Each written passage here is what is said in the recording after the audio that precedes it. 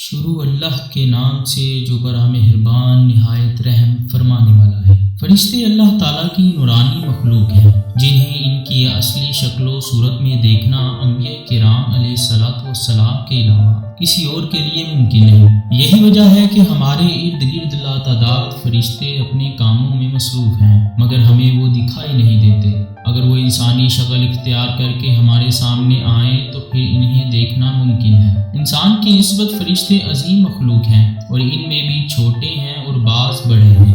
فرشتوں میں بعض کے 2 پر ہیں اور بعض کے 600 پر ہیں۔ قرآن کریم میں ارشاد پاک ہے کہ اللہ تعالیٰ ہی کے لیے تمام تعریفیں ہیں جو آسمان اور زمین کا پیدا کرنے والا ہے، اور وہ 2-2، 3-3، 4-4 پروں والے فرشتوں کا اپنا قاصد بنانے والا ہے۔ بعض روایات کے مطابق جبرائیل امین علیہ السلام کے 600 پر دیکھے گئے اور وہ ہر پر نے آسمان کو گھیر رکھا تھا۔ ان کے پروں سے مختلف رنگ اور قیمتی موتی بکھر رہے تھے۔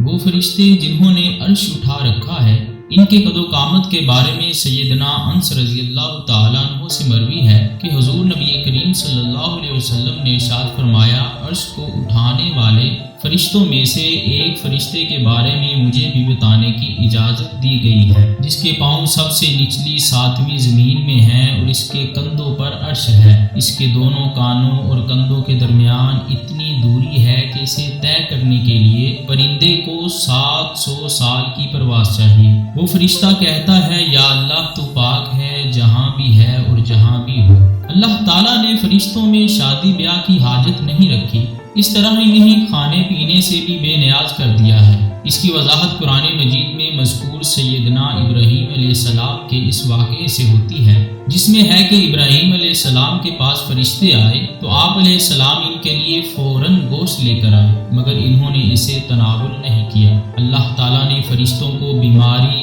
سستی، کاہلی، دکھ، تکلیف، تھکاوٹ اور اکتاہٹ وغیرہ سے محفوظ رکھا ہے۔ وہ دن رات فقط اللہ کی اطاعت میں اپنے کاموں میں مصروف رہتے ہیں۔ قرآن مجید میں بیان ہوا کہ آسمانوں اور زمین میں جو کچھ ہے اسی اللہ کا ہے، اور جتنے اس کے پاس فرشتے ہیں وہ اس کی عبادت سے نہ سرکشی کرتے ہیں نہ تھکتے ہیں۔ وہ دن رات اللہ کی تسبیح بیان کرتے ہیں اور ذرا سی بھی سستی نہیں کرتے۔ فرشتے تقریباً عام طور پر آسمانوں میں رہتے ہیں، جو صرف اللہ کے حکم سے مختلف کاموں کے لیے زمین پر اترتے ہیں اور پھر واپس آسمان پر چلے جاتے ہیں۔ قرآن مجید میں ایک اور مقام پر خود فرشتوں کی یہ بات مذکور ہے، ہم تیرے رب کے حکم کے بغیر نہیں اترتے۔ فرشتوں کی تعداد کتنی ہے اس کے بارے میں کوئی تفصیل نہیں ملتی، کیونکہ اللہ تعالیٰ کا فرمان ہے، تیرے رب کے لشکروں کو اس کے سوا اور کوئی نہیں جانتا۔ بعض احادیث سے معلوم ہوتا ہے کہ فرشتوں کی تعداد بہت زیادہ ہے، بلکہ اندازہ ہوتا ہے کہ انسانوں اور جنوں سے بھی ان کی تعداد زیادہ ہے۔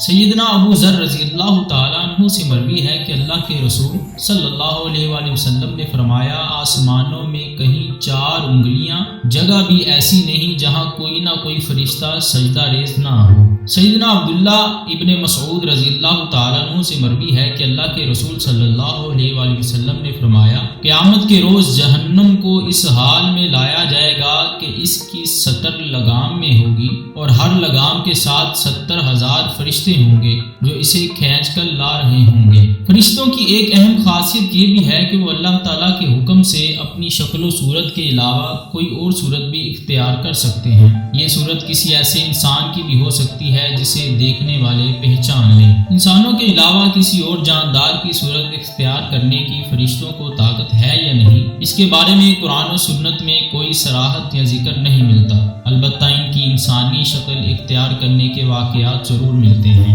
جن سے یہ اندازہ ہوتا ہے کہ فرشتے اللہ تعالیٰ کے حکم سے دیگر شکلیں بھی اختیار کر سکتے ہیں۔ سیدنا ابراہیم علیہ السلام کے پاس فرشتے انسانی شکل میں آئے اور ابراہیم علیہ السلام ان فرشتوں کو پہچان نہ پائے۔ پھر فرشتوں کے بتانے پر آپ علیہ السلام کو معلوم ہوا کہ یہ انسان نہیں ہیں بلکہ فرشتے ہیں۔ سیدہ مریم علیہ السلام کے پاس جبرائیل امین علیہ السلام انسانی شکل میں تشریف لائے تھے، اور جبرائیل امین علیہ السلام سوائے 2 مرتبہ ہر مرتبہ نبی کریم صلی اللہ علیہ وسلم کے پاس انسانی شکل میں تشریف لائے۔ اللہ تعالیٰ نے فرشتوں کو انسانوں اور جنوں سے کئی گنا زیادہ قوت و طاقت عطا کر رکھی ہے۔ حضور نبی صلی اللہ علیہ وسلم نے جب طائف کے مقام پر وہاں کے لوگوں کو اسلام کی دعوت پیش کی تو تو آپ صلی اللہ علیہ وآلہ وسلم پر وہاں کے لوگوں نے ظلم و جبر کی انتہا کر دی اور حضور نبی کریم صلی اللہ علیہ وسلم کو لہو لہان کر دیا۔ تو اس مقام پر سیدنا جبرائیل امین علیہ السلام تشریف لائے۔ انہوں نے آواز دی اور کہا کہ اللہ تعالیٰ حضور نبی کریم صلی اللہ علیہ وآلہ وسلم کے بارے میں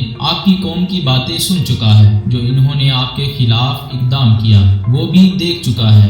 آپ کے پاس اللہ تعالیٰ نے پہاڑوں کا فرشتہ بھیجا ہے، آپ ان لوگوں کے بارے میں جو چاہیں اس فرشتے کو حکم دیں۔ اس کے بعد پہاڑوں کا فرشتہ مخاطب ہوا، اس نے حضور نبی کریم صلی اللہ علیہ وآلہ وسلم کو سلام پیش کیا، پھر عرض کی اے اللہ کے رسول، آپ جو حکم دیں گے میں اس کی تعمیل کروں گا، اگر آپ چاہیں تو میں دونوں طرف کے پہاڑوں کو ان پر لا کر ملا دوں جسے پس جائیں گے۔ اسی طرح جبرائیل امین علیہ السلام کی قوت و طاقت کے بارے میں قرآن مجید میں موجود ہے۔ انہیں حضور نبی کریم صلی اللہ علیہ وآلہ وسلم کو زبردست طاقت والے فرشتے نے سکھایا ہے جو زور آور ہے۔ فرشتے اپنے ہر کام میں نظم و ضبط کی پابندی کرتے ہیں، جس میں کسی قسم کی کمی بیشی یا سستی اور کاہلی وغیرہ کا مظاہرہ نہیں کرتے۔ جن فرشتوں کی جب اور جہاں ڈیوٹی شروع ہوتی ہے وہ اسی وقت وہاں پہنچ جاتے ہیں اور اسے احسن طریقے سے سر انجام دیتے ہیں۔ جس طرح انسانوں کی پیدائش اور موت کے مختلف مراحل ہوتے ہیں، فرشتوں کے لیے یہ مراحل نہیں ہیں، یعنی دنیا میں نئے انسان پیدا ہوتے ہیں اور پہلے موجود انسان فوت ہوتے رہتے ہیں، لیکن اس کے برعکس جب اللہ تعالیٰ نے فرشتوں کو پیدا کیا تب سے وہ زندہ ہیں اور قیامت قائم ہونے تک جب تک اللہ پاک چاہیں گے وہ زندہ رہیں گے، تب تک اللہ تعالیٰ کی طرف سے انہیں جو ذمہ داریاں دی گئی ہیں انہیں احسن طریقے سے وہ پورا کرتے رہیں گے۔ لیکن جب قیامت آئے گی تو یہ فرشتے بھی موت سے دوچار ہوں گے، پھر ایک ایسا وقت آئے گا جب کائنات میں اللہ تعالیٰ کے علاوہ کوئی چیز زندہ نہ رہے گی۔ اسی صورتحال کو قرآن مجید میں اس طرح بیان کیا گیا ہے، زمین پر جو ہیں سب فنا ہونے والے ہیں، صرف تیرے رب کی ذات جو عظمت اور عزت والی ہے وہی باقی رہ جائے گی۔ اسی طرح ایک اور مقام پر ارشاد ہوا کہ ہر نفس کو مرنا ہے۔ دوستو ویڈیو اچھی لگے تو لائک کریں، شیئر کریں اور سبسکرائب کرنا مت بھولیے گا۔